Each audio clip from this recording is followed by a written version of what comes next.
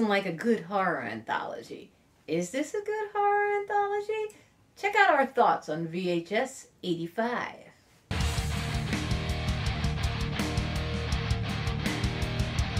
Welcome, you misfits and metalheads, to the cutting room floor. We are from the band Cut Like This. I am Thorn Black. I'm Roseblood, the singer. And today we're going to be reviewing the newest installment to the VHS series, VHS 85, currently streaming on Shudder. So, what did you think about VHS 85? Interesting. In general, the VHS movies are pretty good. I'm usually into that found footage type of movie. Ever since kind of like, I guess, Blair Witch, I'm just kind of into that style of movie. It's certainly a legitimate, it's definitely a big, compared to back in the day, it's become its own genre now, yeah. That's like, well respected. Honestly, I'm glad it stuck around. I do like the genre, as well as anthologies, and then they, that's what VHS is. They just mash those two together. Yeah. For those of you who aren't familiar with the VHS formula, quote unquote, the VHS films are usually done by directors, but they are shot super shittily on VHS cameras and stuff to give that authentic vibe. So these are real directors of big horror films, but they are using much crappier equipment, and it's kind of usually like a horror anthology that's loosely connected, and each of the little segments are done by different directors. Some of them have multiples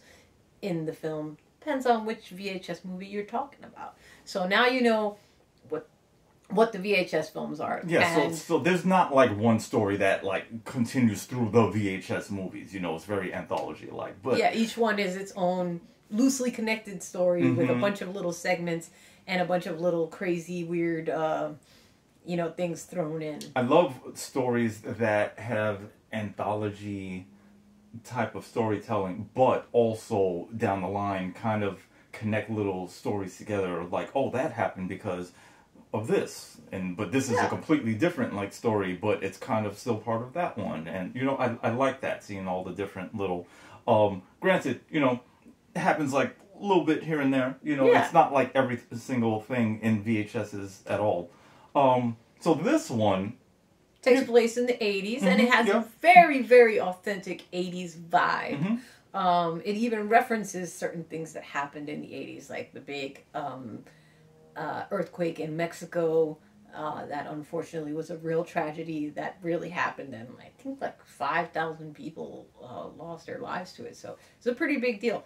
As well as references to kind of a lot of other things that were newsworthy items at that time, as well as it's styled well. Everybody looks very 80s, and and just because of the nature of the way that it's shot, it looks like a bunch of people's home movies and stuff like that, because at that time that was, for those who are not familiar, who are a little younger, at that time it was a big boom in, VHS stuff. People were, camcorders were now accessible to families, so, a lot of families at that time were obsessed with home videos. Oh, yes, they were. Yeah, so that's kind of how all of a lot of these stories are framed. And there's also, as I said, in this particular one, VHS 85, there are two of the 5 stories that you see in the film are connected, are specifically connected as far, they're all connected in slight ways, but 2 of them are just a direct continuation of the story. And you'll see a lot of references to horror movies from the 80s, like Maniac Cop, and just the terror tropes of the psychic that's trying to help the police catch the murderer, things like that. So as far as this film goes, like many anthologies, the thing I like about anthologies is if you don't like it, it's going to be pretty short, and you're probably going to get to see something else, right? That is one of my favorite things about anthologies, I gotta say. This one, more so than some of the other VHS films in this franchise, I do think that there's one specifically Techno God that I found to be really just dragging on. And I did too. I believe that's like the third tape, the third it's either short the third story or fourth short in story there, I is Techno believe. God. And I just wasn't I had a hard feeling time it. with that one. I had a hard wasn't time with that. feeling it. Like the build up, the setup, Yeah, it was just it like... was just, you know, it was satisfying at its finale, but it was really, really hard to get through. Yeah, the setup for that one was like, you lost me like 5 times already. Like, I'm like, all right, well, this that was kind of based on like this kind of art performance thing, you know, which was, you know, it's like, and I get it, you know, and that can be kind of tiresome. I'm not super and I feel like they were trying to give that vibe of like, oh, this is like this pretentious, you know, performance art thing. But then it goes totally wrong and haywire, and you know. I mean, they nailed that first part if that's what they were going for. You know, it's like, I'm just not that. But kind it kind of dragged, and so it just was a little. That part was a little longer. I'm like, you're stretching this a little. Can we condense this? Can we condense this a little bit? Because you're losing me right now. The pacing on that one, you know, kind of drags his feet a bit. So it kind of, you know, makes you really lose your attention for a moment until it comes back to, you know, the gore that you would expect from a VHS film. Let it not be said that VHS does not deliver on the... VHS delivers on the gore. The gore aspect is great. It's there. You know, they always have definitely, you know, gone there with it, and they do a good job with it. And I do enjoy the gore, and I can appreciate... there's some good special effects in here, even though, obviously, again, because it's trying to look, you know, shot on a VHS and stuff, it's a... You know, it's going to be a little bit grainy. The footage is going to look a little crappier than, you know, but people are used to. But that's on purpose. That's on purpose. All that's on purpose. That's literally the point. Like an old, you know, 80s exactly. movie That's the point of something found bad footage happens. stuff. You know, so there you go. With that caveat, what would you rate this film, Thorn Black? This last entry into the VHS series, I'm going to have to give it a 3 out of 5 chainsaws. You know what? I actually... I hate it when we like have the exact same opinion, because I'm not trying to bite his opinion, but I do feel exactly the same though. That I give it 3 chainsaws as well. This is definitely it's not the worst installment of the VHS series at all, but it's not the best either. It's specifically because that one goes on way too long. Techno God that one really drags the whole thing down. I was following it up until that point. Even though it's in the middle and they do have a chance to like gain momentum again, you know, it kind of hurt. It's kind of late past the middle. It's in like the last third of the movie. I feel like that one just dragged it down so much. It really did. You know, and granted, it's an anthology, so I'm very happy that I'm able to keep moving past that story. I'm not gonna lie, I fast forwarded through some of the performance art thing, because I was like, even with the segments being short, I was like, oh man, this is taking forever. This isn't short enough. Get out of here. Right. So we forwarded past some of like the artsy stuff, and we weren't missing anything because nothing story wise happened. She was really just an artsy performer. It was like a super long monologue. Yeah, it's kind of like that one woman show, kind of whatever. Yeah. You know, so that was again. Longer I think it was than I wanted supposed it to be. I do believe kind of an insufferably pretentious, performance art moment, and in that respect, they succeeded, but they succeeded a little too well. Yes, they succeeded a little too well because I couldn't take it. I guess they really wanted to see something bad happen to her. Yeah, I think so. And I mean, like, mission accomplished, but also you kind of lost me for a while because of that. I feel like the editing fell a little short there. That it could have been just a little bit. Yes, I didn't like that one, but there's like five short stories, I believe, roughly, in this one. Even just overall as a whole. And I'm not saying that I didn't like all of them at all. But I do feel like this one was not quite as good as the most previous VHS installment for me personally. I believe that was VHS 99. I do like how in this one, the 2 stories that did connect together, I did find very interesting. That was definitely the strongest story. Yeah. And it was really, really good. And then there's it was about a group of friends going camping, and it definitely takes a nice little twisty turn there that I very much enjoy. And then they pick up from the camping later on, a couple of stories back. And there's a story in the middle that actually kind of plays into some of the stuff that's happening in those stories as well. So that's what we're saying, like some of the threads do carry through and some are stronger than others. Yes.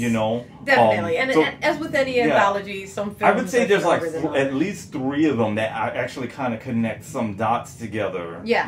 That affect another story, even if it's not direct, and I encourage that. I like that. I love anthology stuff where, something happens to him and her, but then these two cross paths and go like, oh, shoot, now that I like that kind of stuff. And absolutely. They did do it.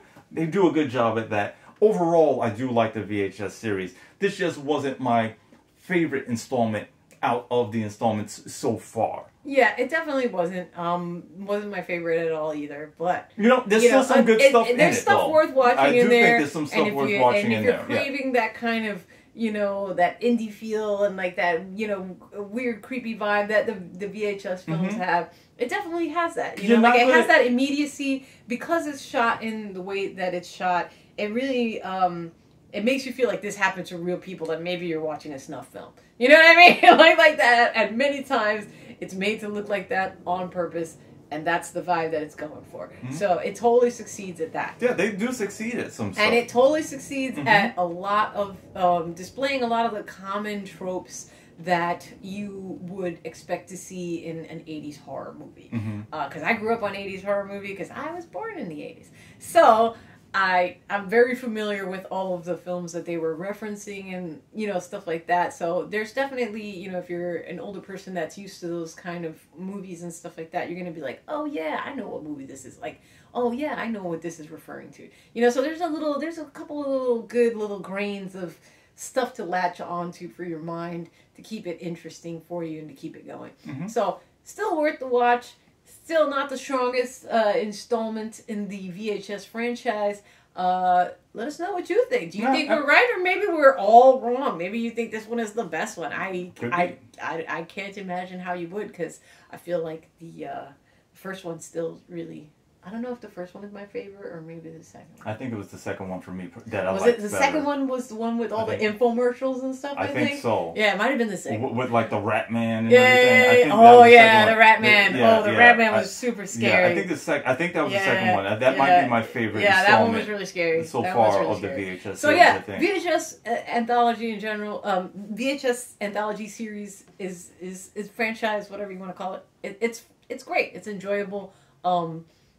This one kind of falls in the middle of the pack. Yeah, but I mean, just because it's a 3 also doesn't mean it's not worth watching. Yeah, like, your experience of it might be totally different than ours. And honestly, like stuff that is a 3, it still can be very enjoyable. It's just manage your expectations. You know what I mean? Yeah. It's like it's not like I can't enjoy it 3. I can definitely enjoy it. Like I believe. We rated a while ago. We saw one of like the very last Tremors movie that had come out. Like And I was like, "What do you expect?" I gave that movie a 3, I believe, because it's. I think I gave it a 2.5. Yeah, and that one was like, it's not like I can enjoy the 3, and it's not like I was expecting a big blockbuster movie from Tremors, like I don't know, 15 or whatever it is at this point, But it's still, I just loved Tremors, and it was like.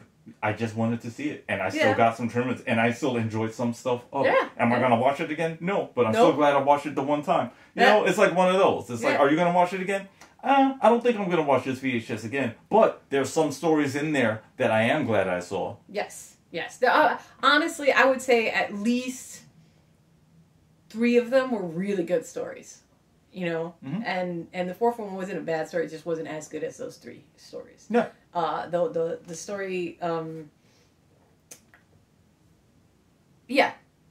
think I don't want to give away too much about what the stories were. Yeah, just check out the trailer. Check out the trailer. And again, if you don't like a segment, it's an anthology. It won't be there for all that long. Just keep it moving. You're stuck in that one part, then it'll feel longer than it is. Yeah. Please. If you watch this, Let us know what you think. Do you agree with my opinion, or do you feel the same way, or not? I want to know. I'm curious. And if you've watched all of the VHS, films in this franchise, which one is your favorite? Let us know in the comments. That is all from us. Don't forget to like and subscribe. We are the band Cut Like This. Check us out on Spotify, and our YouTube channel is right underneath you. So go check out some videos, give us a couple of thumbs up, give us a comment. Maybe we'll pump some more music out for you if you go and watch what we have there already. Oh, imagine that. Imagine that. Until next time, we're